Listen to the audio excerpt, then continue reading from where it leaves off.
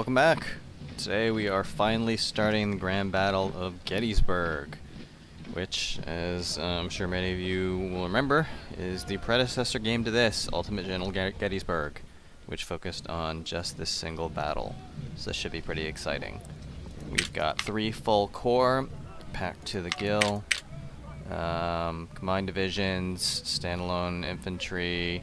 Got a lot of artillery because we're going to be mostly on the defensive, as well as the usual mix of auxiliaries. First corps, namely, we've got these very deadly skirmishers. Hoping to see a lot of good work out of these guys because they're just about close to what I would consider retirement. They've taken the scout for the 3-star, so they've got the stealth bonuses and on the spotting. So these guys are 100 efficiency. They're really deadly. We've got a lot of 24-pounders, a lot of 20-pounder parrots. Good mix of both. Some decent artillery. These guys are also just about due to get retired. I just want them to get a little more efficiency and firearms, get to 100 firearms before I retire them. Took mounted infantry, which gives them some nice cover bonuses. Now these guys shouldn't ordinarily get shot at, but it does happen. And 1859s are very good for cavalry weapons. Probably the second best until Spencers start dropping in large numbers. Look at the armory. Again, cleaned everything out. Cleaned everything out here that I care about. Cavalry. So here goes the Spencers I mentioned. This is the best one in the game, but you're not going to get a lot of these for a while, especially when at low armory values like we've been seeing, because they just won't drop. But look at that, just absurd fire rate. But these guys will do for now. We've started buying out Smiths also. I think I mentioned that because I've got enough cavalry running around now that I'm starting to need them. Artillery, nothing new here. Career point, again, just more into training, and we'll look at a refresher. So we just came out of 2nd Winchester. Inflicted about, we'll call it 11,000 casualties. Go into the report, they get 5,600 back, so we actually have a pretty good dent in the size of their army, which is good to see. Not that we usually run into it, but hey, you know, anything's nice there. And we took out of the rep shop. You notice my rep's fairly low because there wasn't a nice round number. I ended up taking Spencers because otherwise you're just not going to get enough of them to play around with. I don't know if I'm the hugest fan of these really high fire rates rifles this playthrough, but I'm taking it more just in the name of experiment. These guys have done okay, which is ordinarily I would not leave parrots on the table here, but you know, I've got 3 full corps and I have to get all the way down to this corps to see a long-range artillery that is not using parrots. Plus, as I said, I'm starting to expand into Whitworths just to play around with it also, and I've got enough James so that leaving this one group of 16 parrots is not going to kill me. Anyway, let's get into it. So the caveat I'll make here as well is that this is the first time seeing the Grand Battle from the Union side. Plus, the additional wrinkle is that on the Confederate side, I managed to, if any of you viewers in my past campaign, I managed to beat this in Phase 1, or Phase 2, I think, depending on how you want to call it, basically on day 1.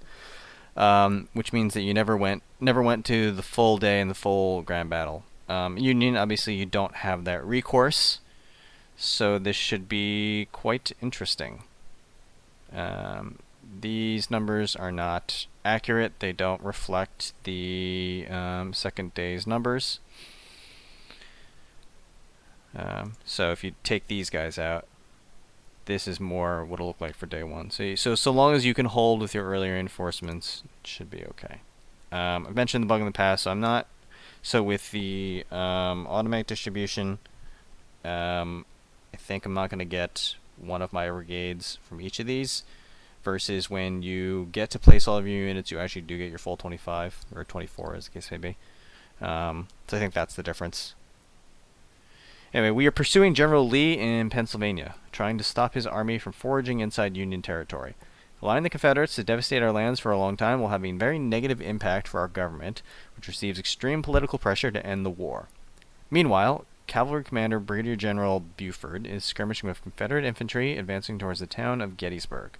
It sounds like an opportunity to attack portions of Lee's army before it assembles. Our forces operating in the region are summoned to rendezvous at Gettysburg and deal with the Confederate threat.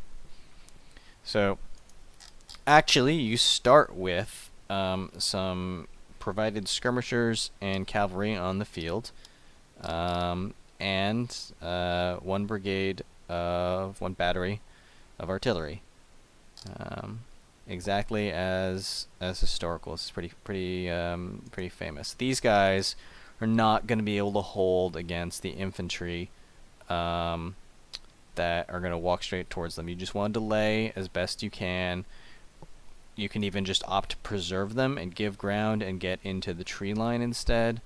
Protect primarily the artillery, and then wait until your infantry get there, and then you can hold.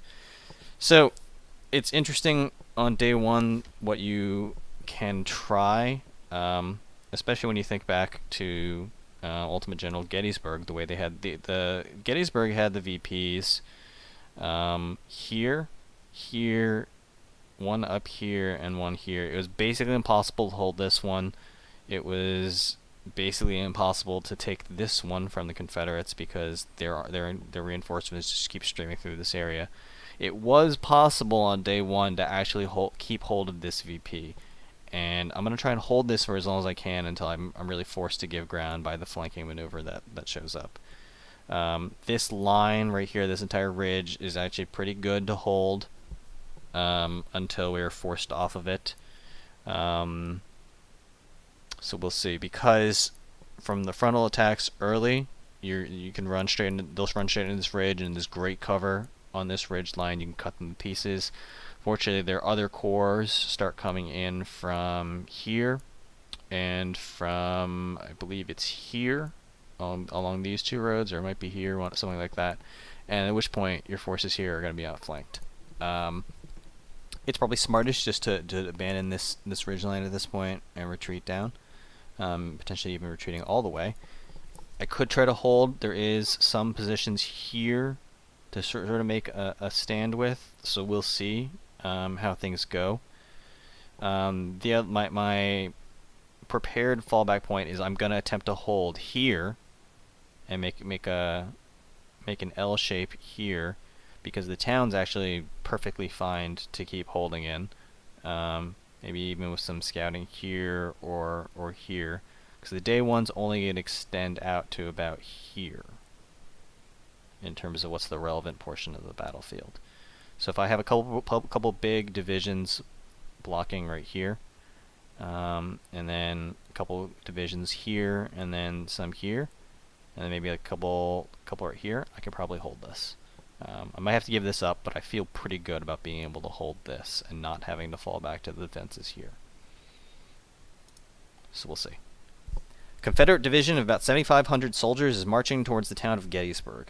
Their intentions are unknown, but possibly they are seeking to loot the town for supplies and shoes.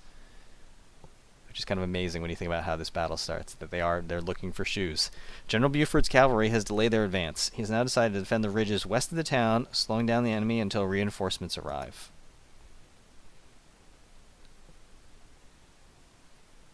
If the enemy secures the high ground south of the town, it will be highly dangerous to attack them. Our army is marching from the south, and our first units will soon reach our positions in about an hour from Emmitsburg Road.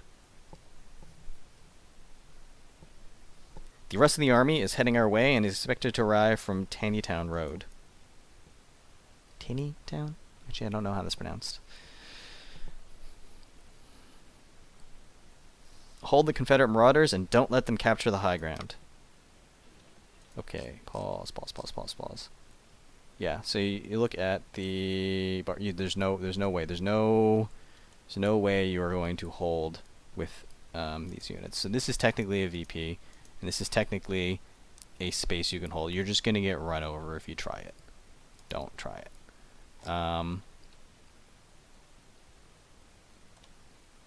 Instead, this is ordnance. Okay, so just back this up to here.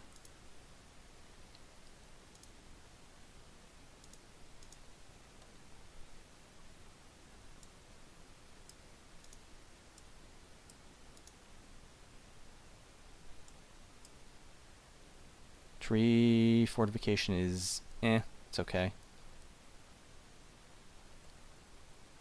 That's okay.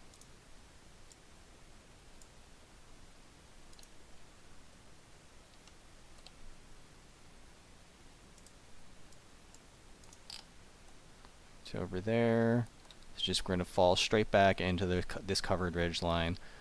Although you can, like, you can try and catch them right on this river. I wouldn't recommend it, because you're just gonna get charged. And then these guys, on the other hand, can just sort of hang out and stall around these trees.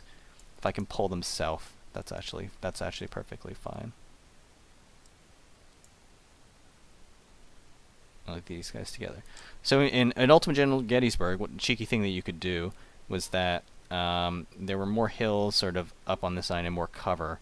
You could actually get your cavalry and some of the early skirmishers to get given to work all the way around into this area, and they would have artillery on the Confederate side that would just pav straight in off the map, and you could just basically kill them for free. I don't think we're going to be able to do that.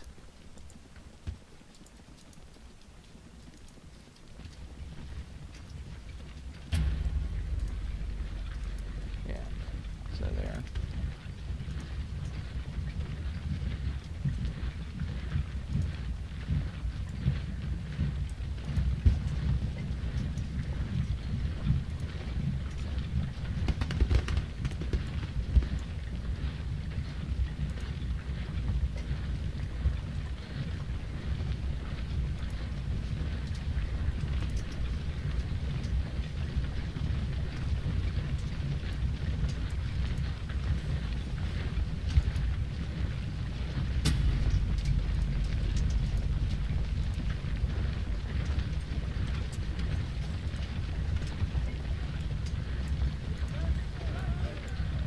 You guys are equipped with 18. Wow, actually these guys have pretty decent guns.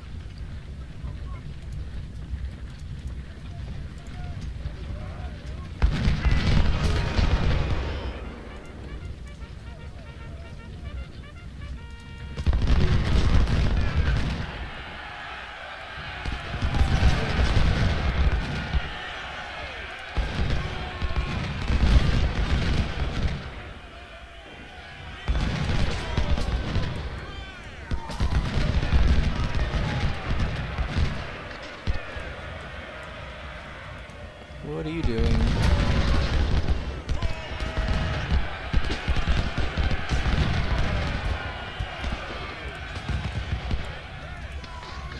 Just gonna do what damage we can.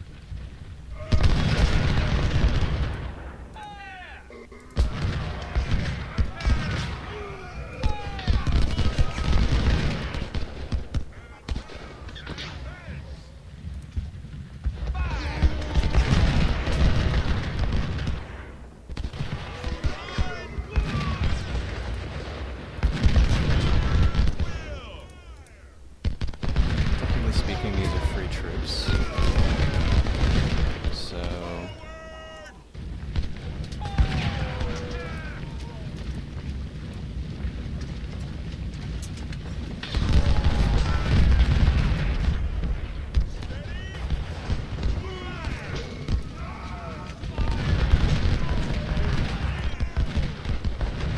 So if I lose these troops, it isn't the end of the world. But of course, don't lose troops for free, right?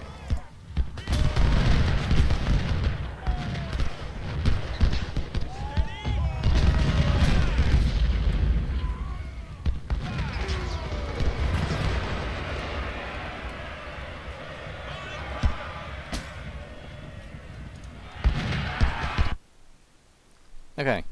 And our first reinforcements arrive. So it's a bit short, but there's going to be a lot of parts of this, so we're going to head and call it here. Thanks for watching.